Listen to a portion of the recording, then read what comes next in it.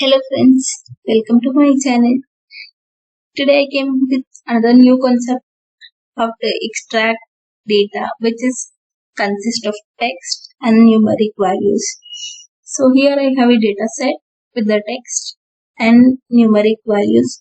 From this I am going to separate only text into a different column.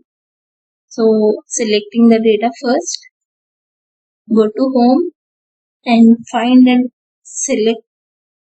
Click over there, you will find go to spaces. So this is one type of selection. Another one, just press Ctrl G. It will open a go to. From here you will pick on a special. So this is a go to special dialog box which we have seen earlier. Here we have a different type of selection. Now I am only selecting the text column. So for that I am going to constants. So here there is a checkbox, numbers, text, logics, errors. So now I am selecting only text. I am removing other checkbox. Press OK.